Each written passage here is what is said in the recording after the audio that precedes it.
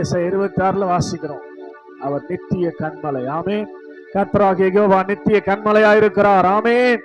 ஸ்தோத்திரம். அவரை துதிக்கும் போது நம்முடைய ஆத்துமா கம்பீரிக்கிறது மாத்திரமல்ல, ஸ்தோத்திரம், நமக்கு வர வேண்டிய ஆசீர்வாதங்கள் நேரடியாக நம்மை நோக்கி கடந்து வரும்படியாக ஆண்டவர் கிருபை செய்கிறார். ஆமென். ஸ்தோத்திரம். அப்படி அவரை பார்த்து சொல்லுங்க, 2 கரங்களை உயர்த்தி, நித்திய கன்மலையே, அசையாத பர்வதமே, அரணான கோட்டையே, நான் நம்பும் கேடகமே. எல்லாம் சொல்றீங்களா? நித்திய கன்மலையே, அசையாத பர்வதமே,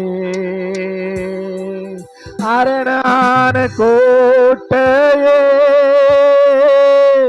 நான் நம்பும் கேடகமே,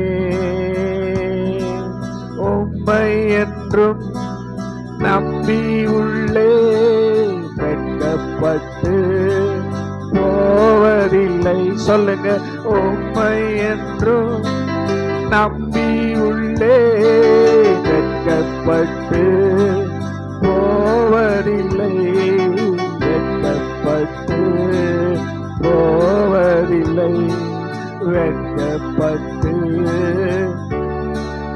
உம்மைதான் உம்மைதான் நம்பி வாழ்கிறேன் ஏசையா, உம்மைதான் சார்ந்து வாழ்கிறேன் ஏசையா. உலகமோ நீல இல்லை, சார்ந்து கொள்ள இடமில்லை. உலகமோ சார்ந்து கொள்ள இடமில்லை. நித்திய கன்மலையே,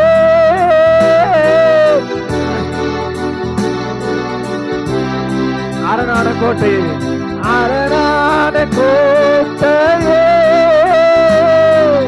நான் நம்பும் கேடகமே, உம்மை என்றும் உம்மை என்றும் நம்பி உள்ளே வெட்கப்பட்டு. நல்ல வாயை திறந்து ஓப்பனா பாருங்க. எஸ்,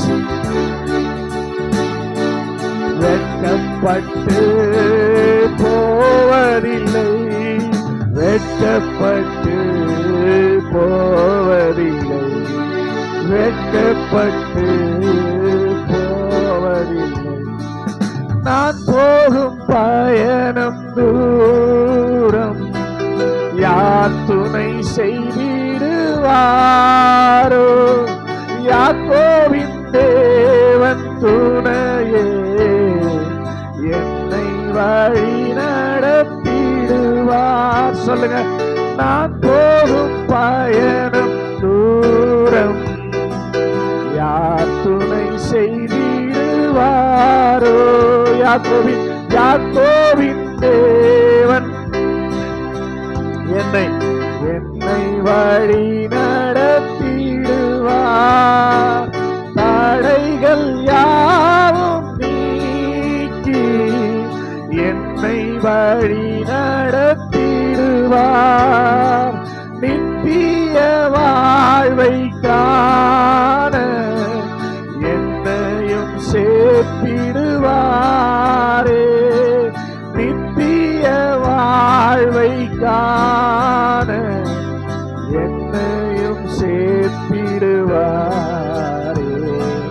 நித்திய வாழ்வை காண என்னையும் சேர்த்திடுவாரே.